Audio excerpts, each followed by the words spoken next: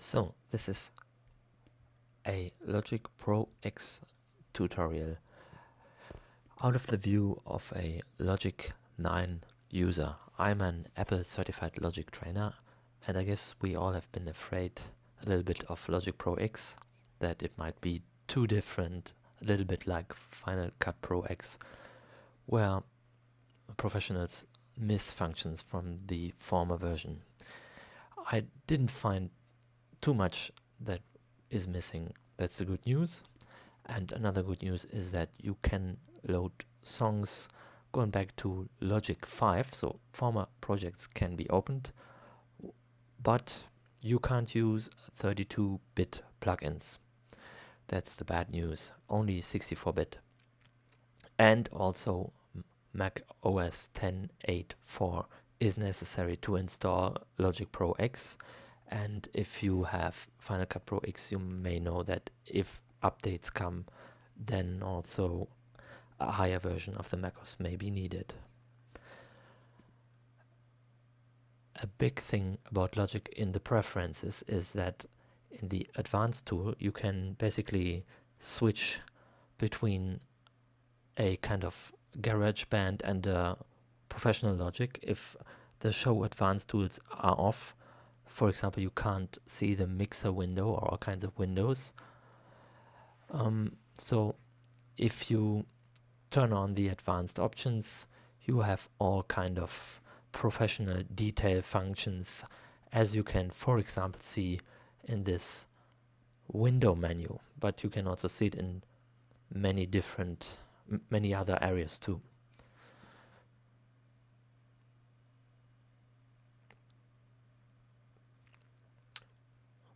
But this is only a very fast run through Logic Pro X, so we can have an overview.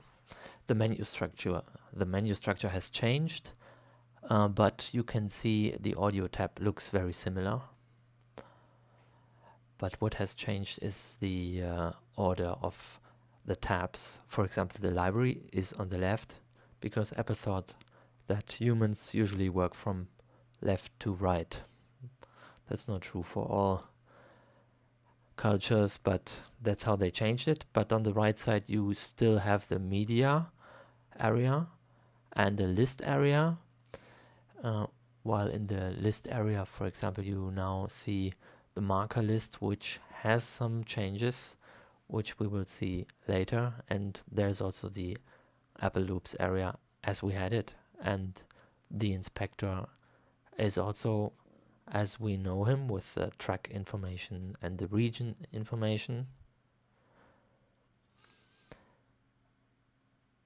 Then we have a different menu bar from the former arrange window, but we can see all kind of menu entries in the main window, which is a new structure that I don't find too bad. But you can, for example, also still with control click change the menu bar on the top, or well, this is a mixture of a menu bar and a transport area, and I very much like the function capture last take as recording, which saves me a lot of musical ideas, and it's still there.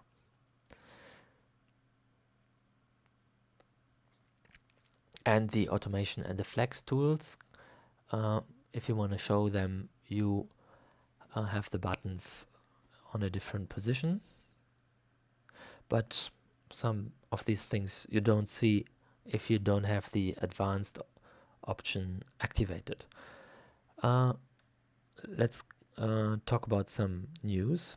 What I really like is tracks can now be organized in folders, and I feel pretty much rewarded. I a few times wrote to Apple through this feedback function to have this function in Logic, and now it's there.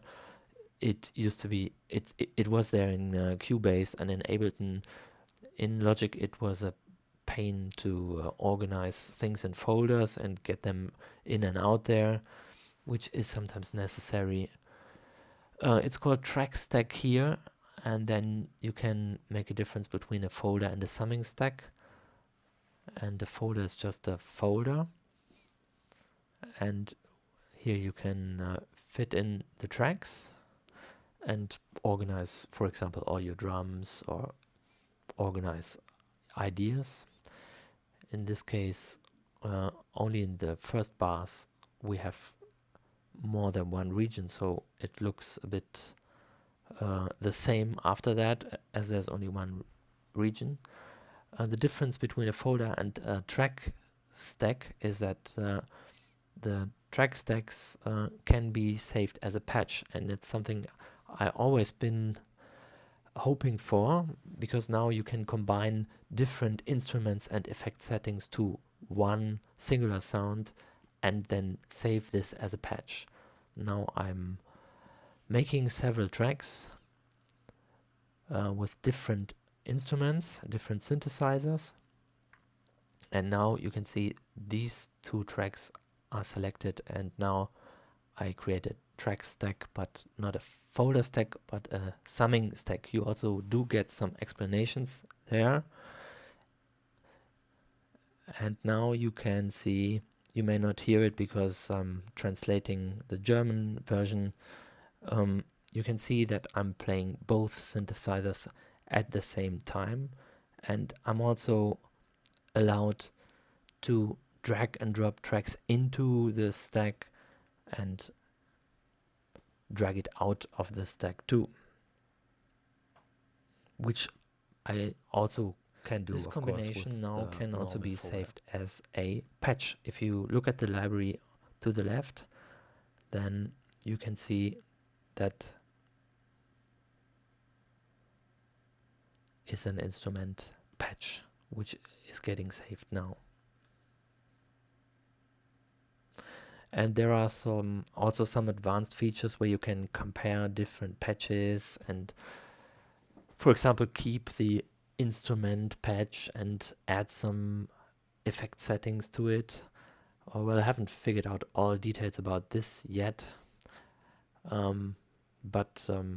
Yeah, this is just a first view on Logic Pro X. I'm sorry if I'm having little breaks in between. As with writing, the German speaking is slower than the English. Interesting is also that within the track stacks, you can see that the tracks within the summing group are routed to a bus, and the main track then has this bus as an input. Also, the design has a little bit changed of the mixer channel strips for the effects, for example. You see them in a slightly different looking field, and you can also see that the output and the instruments have a different position. They are now on the top. We see more differences later.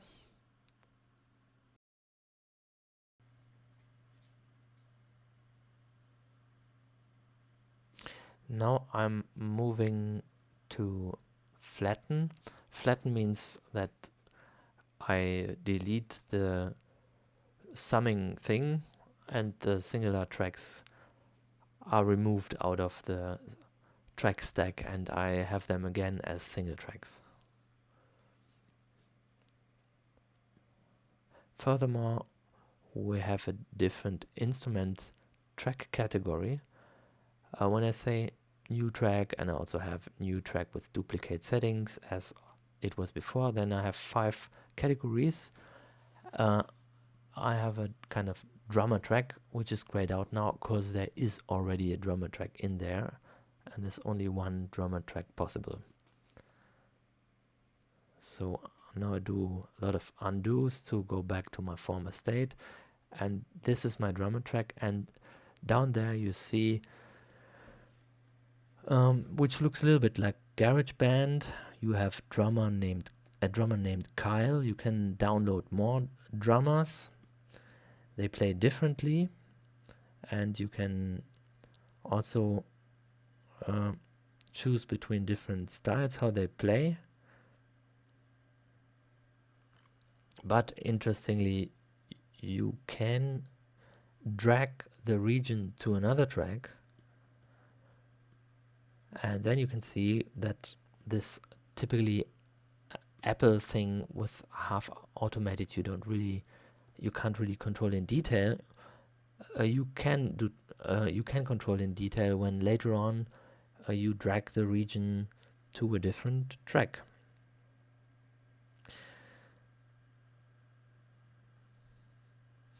Also interesting, of course, is the drum instrument. And we have a new drum kit designer, which does remind me on Logic's amp designer. So you can switch between presets, and you can also exchange, for example, the kick drum against others. And I haven't downloaded all the content yet. I guess there's more. You load 650 megabytes out of the store, and then you have to load 5 gigabytes, and then there are another 35 you can download if you want. And now I'll make another track and open a new synth. It's a retro synth. He's nicely designed. Looks like an analog synth. And then here you have some kind of PPG. And there you have an FM DX style part, which doesn't, of course, have as many operators or complex routing options, but you get a little bit of the taste. And of course there are lots of external plugins that still have a right to live or exist. And now I'm seeing in the channels tab also something new. I can integrate MIDI effects, like for example in Ableton. And now I have the arpeggiator, and I do random arpeggio about 3 octaves, and it works. And if I turn on the latch mode, it continues to play even if I release my keys.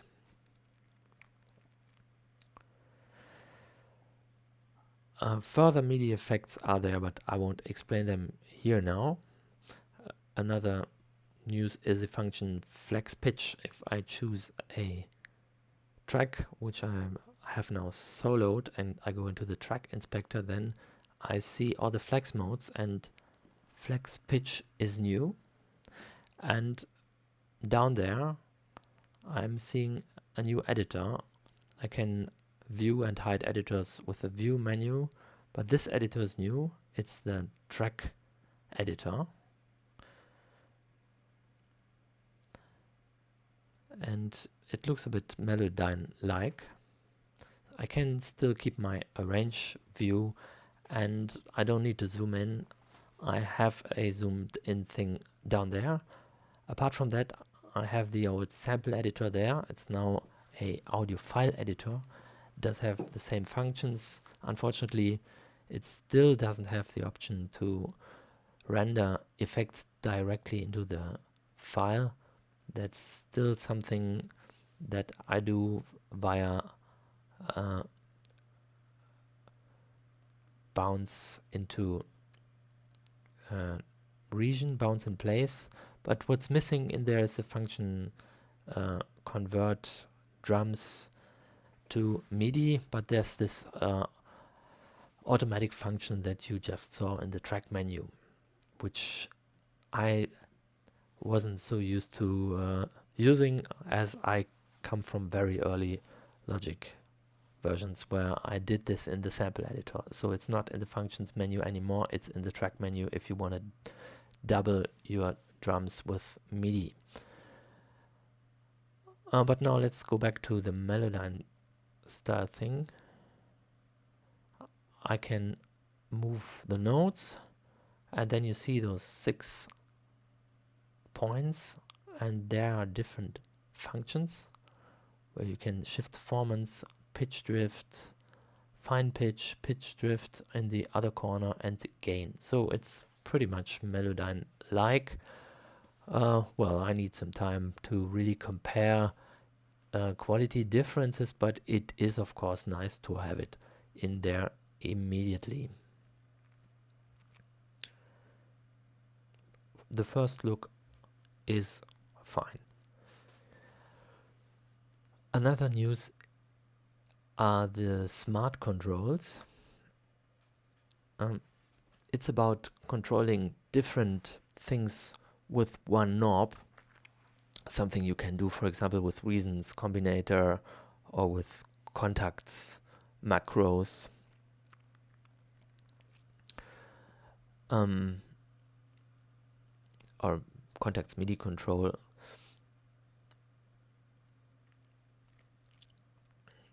And now, for example, I have an EQ and a synthesizer, and I want to turn a knob and at the same time turn the filter knob and also tuning knob.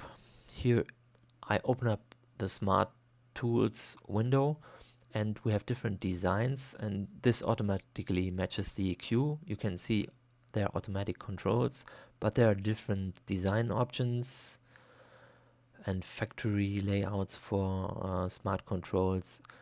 And here you have, for example, 12 buttons, and whenever you mark one, you see in the inspector the settings for it. And now I'm making new settings by using the learn function, and I just turn the function, and now it's mapped to the knob. And now if I want also add another function, now I want to add another function, then I need to hit this field and say add mapping. And now I open up this function, and now this knob is remote controlling two functions, but I can't see the tuning right now. I guess I should have opened up this little triangle, but now I open up another parameter wave. So I know you can see they are both turning at the same time, but if I want that the one parameter moves in a different direction than the other one, which does make sense. For example, if you want to turn up the volume when you cut off more frequencies, then then you have to open this there, and open, and then you see a scaling.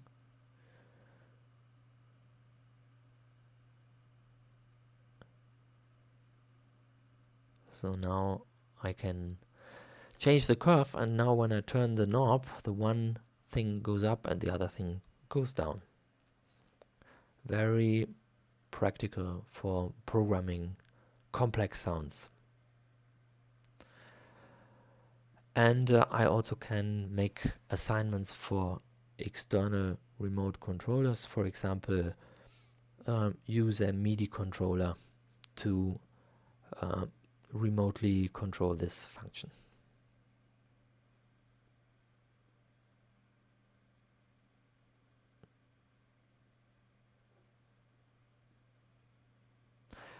Further, a new thing in Logic are the new kind of global tracks, which you can see if you go into the track menu, or you have a button above the tracks. And well, some things are the same, but you have a new track called arrangement.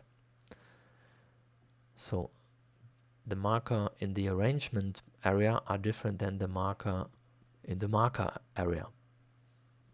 So here I have markers in the arrangement area, and if I move them, all the contents move too. So that's something new, which I prepared earlier. But it's very easy to use, and you can rearrange your songs quite easily. And you can also make different marker sets in the marker area. So the marker can have different meanings or refer to different categories. Another news are groove tracks. The manual says hit the upper left corner, but this only works if you configure the track header and then you enable visibility of groove tracks, and then all tracks can follow the groove of one track which has a star. Only one track can have this star, and then the others can be marked, and then they are kind of groove slaves to this one.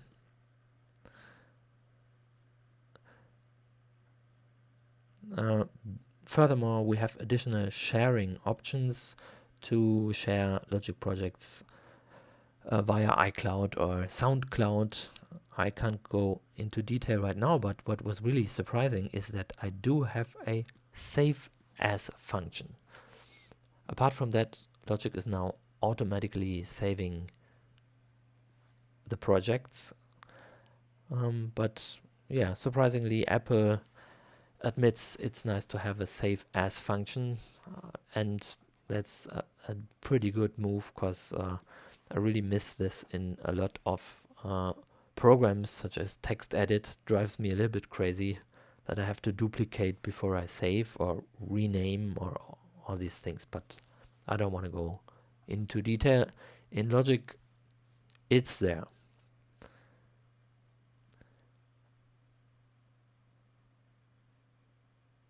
We also have different names for several instruments. For example, the EVP88 is not there anymore. Instead, you have a vintage electric piano, which looks totally different. To be honest, not necessarily nicer, but I compared those two, and what I see on the first look is that all the parameters are still there. While then on the other side, the old EXS looks quite old, like a vintage style plugin, but yeah, they are very trendy, so why not keep them?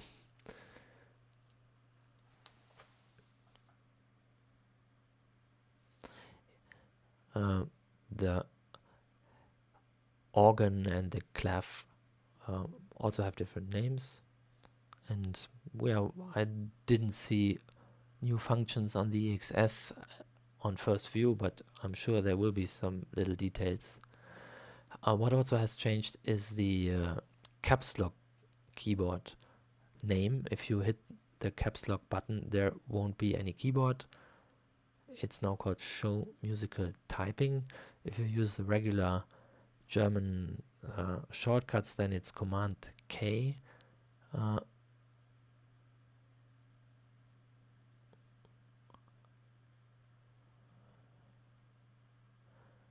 Sorry, key commands, and there you see them. And you can open your old shortcuts and use them, and you can still edit them, but now this window is a bit difficult to close. Well, I make a quite weird step to remove it. I disable the advanced tools and then enable them, and now my key command window is gone. It's not very elegant, but that's how it is. So this was just my very first walkthrough on the first day after having downloaded this. So all of you who are scared, as you are professional Logic 9 users, you don't need to be scared too much as it looks now, and we have some quite good workflow improvements. If you like what I've shown you, then check my music on basswork.de or the greenman.de, or recommend this channel. Cheers and bye bye. My name is Heiner Kruse.